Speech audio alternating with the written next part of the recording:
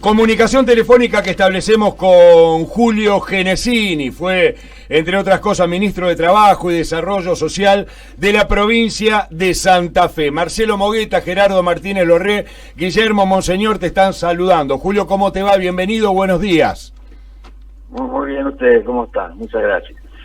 Julio, ¿qué significa, comenzando a preguntarte, qué significa, qué relevancia, qué importancia le das a esta fecha en particular y conforme pasa el tiempo?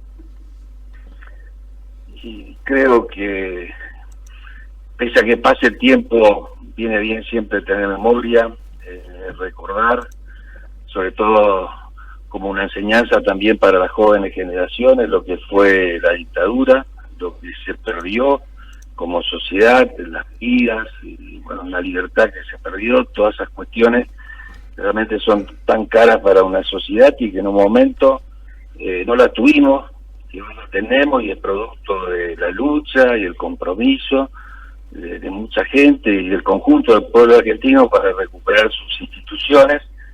Y bueno, y creo que eso también nos lleva a reafirmar nuestro compromiso con los valores de la democracia, de la tolerancia, del compromiso con la sociedad, del fortalecimiento de las instituciones, de la profundización de los cambios que hay que hacer para que obviamente vivamos cada vez mejor, porque la democracia también generó una serie de expectativas de cuando fue recuperada después de esa noche tan trágica que fue lo del 24 de marzo del 76, y todavía queda una deuda pendiente como para ir resolviendo esas situaciones y toda esa expectativa que generó la democracia. Así que creo que es una cuestión como para pensar el rol de cada uno, pensar en el pasado, pero también en el presente, y ver cómo seguimos hacia el futuro, tomando estas lecciones de la historia que fueron tan duras, ¿no?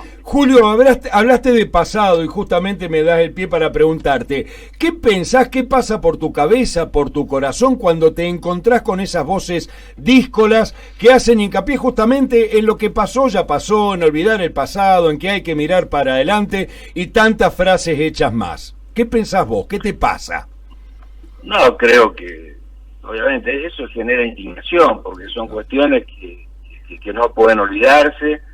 Creo que también la sociedad argentina hizo un gran esfuerzo para que se clarificaran todos esos hechos, para que se hiciera justicia.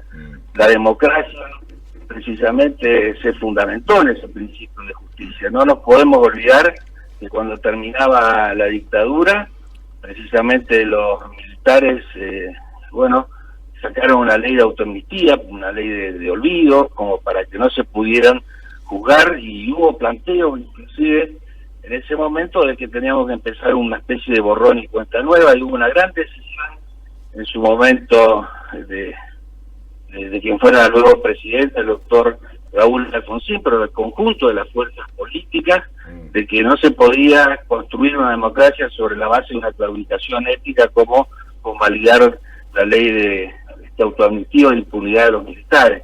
Y creo que ese es un tema central por lo cual se consolidaron luego las instituciones, que no podemos olvidarlo y relativizar eso y volver a una situación como acá nunca pasó nada, porque todo esto después inclusive de lo que fue la recuperación de la democracia, hubo intentos, nosotros no podemos olvidarnos de Semana Santa, de todos esos procesos y de esas intentonas militares como para volver a tomar el poder y enseñorear la dictadura en Argentina, y eso y creo que es una amenaza siempre latente en tanto y en cuanto no tengamos muy en claro lo que significó y lo que no puede volver a ocurrir, ¿no es cierto? Julio, vos formaste parte desde adentro del radicalismo, de esa experiencia que fue precisamente ganar las elecciones en el 83.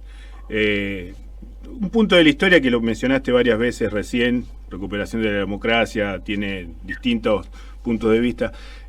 ¿Cómo explicarías, ya a la distancia, ¿no?, transcurrido 40 años casi, cómo explicarías que habiendo sido el peronismo el partido que gobernaba y perdió el gobierno en manos de ese golpe de Estado, el radicalismo de alguna manera lee mejor o se posiciona mejor para disputarle al peronismo que había sido el partido desplazado por los militares y le gana en el 83.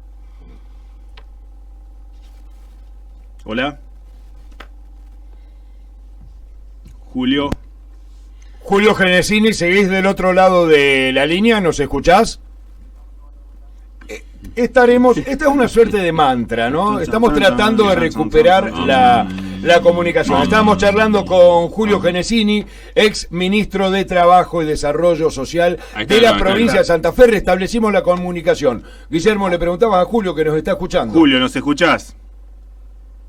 Hola. Hola. Julio. Es una comunicación telefónica con eco de los Andes. Otro intento. Bueno, esto no solo pasa acá, es bastante común en la radio. Hay estamos viviendo la era de las comunicaciones. Una telaraña de comunicaciones. La era de la boludez.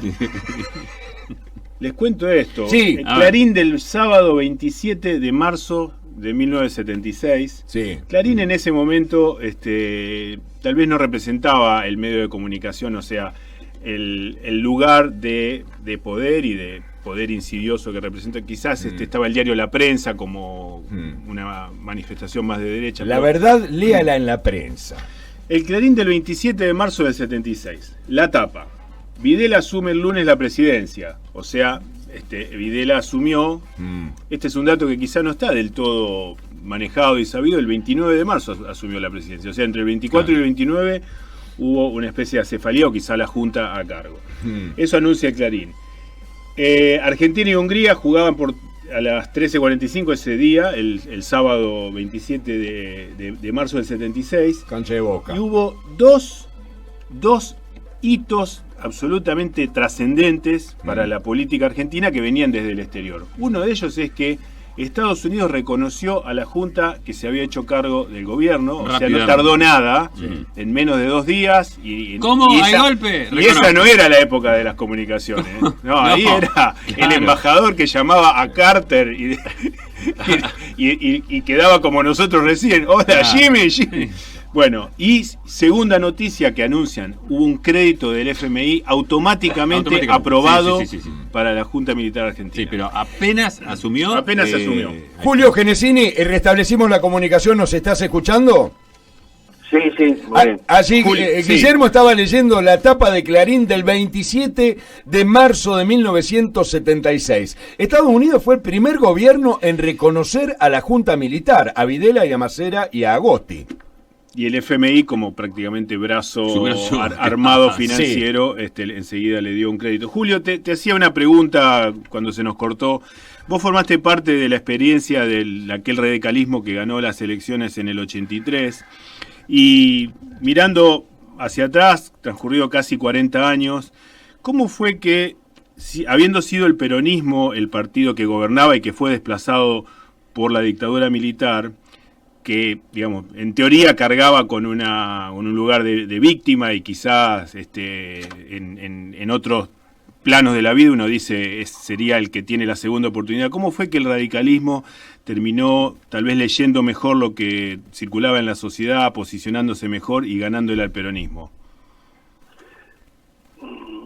Yo creo que ya el peronismo, lo que fue el proceso democrático del 73 al 76, ya había sufrido un desgaste. El radicalismo, hubo algunas elecciones como la de Misiones, por ejemplo, que se eligió gobernador en 75, donde el radicalismo había incrementado mucho su caudal electoral. Hay una cuestión que no se habla mucho de esto, pero creo que ya el justicialismo había tenido un desgaste. Bueno, después vino todo lo que fue la dictadura militar, y creo que la sociedad empezó, y eso lo leyó muy bien el doctor Alfonsín, empezó a ver en ese partido que, bueno, no prometía como otros grandes revoluciones, pero sí aferrarse a la libertad, a la ética, al respeto de los derechos humanos, a la tolerancia. Empezó después de tantos años de violencia y de lo que fue la dictadura, empezó a revalorizar a ese viejo partido y a sus dirigentes, y bueno, encontró un líder como Raúl Alfonsín que supo canalizar y leer correctamente esas nuevas aspiraciones de la sociedad. Y recuerdo que una de las campañas, uno de los ejes era, bueno, no es una salida democrática más, sino que es una entrada a la vida. Y creo que eso sintetizaba un poco lo que estaba esperando la sociedad, y tal otras fuerzas no lo evaluaron lo suficientemente bien y hacían hincapié en otros ejes que ya un poco no eran la demanda de la sociedad. Esa es mi modesta apreciación de lo que fue ese proceso, y era lo que nosotros empezamos a captar, inclusive cuando militábamos en la universidad, que no era, bueno, había también era muy fuerte la presencia de la izquierda, de otros sectores, pero había una mirada muy rápida y muy insistente hacia las posturas de radicalismo, y eso se trasladó, bueno, a cuando fue la organización de la Unión Cívica Radical, después de estar, digamos, durante todos esos años proscriptos, empezamos a ver cómo la gente graba y se volcaba como nunca en militar de la Unión Cívica Radical, y fundamentalmente creo que reivindicando esas banderas. Y creo que el justicialismo quedó aferrado a una dirigencia que, bueno, que no se había actualizado, que fue la que capitaneó toda la experiencia, digamos, previa al golpe, y donde habían sufrido un desgaste, y bueno, y creo que eso posibilitó que el radicalismo fuera la alternativa en ese momento, ¿no? Julio Genesini, gracias por tu tiempo, por tus palabras, y un placer haberte tenido en esta programación especial 24 de marzo. Antes que vos charló Agustín Rossi, charló Miguel Samarini, y seguirán pasando voces, testimonios, actores políticos, sociales, culturales de nuestra ciudad, de nuestra región, en esta programación especial. Un gusto, y que continúes disfrutando de la jornada. Muchas gracias, y un saludo y un abrazo grande de esta jornada a todos ustedes y a la audiencia. Cariño grande. Julio Genesini pasó por estos micrófonos, ex ministro de Trabajo y Desarrollo Social de la provincia de Santa Fe. Voy a dar las líneas de comunicación.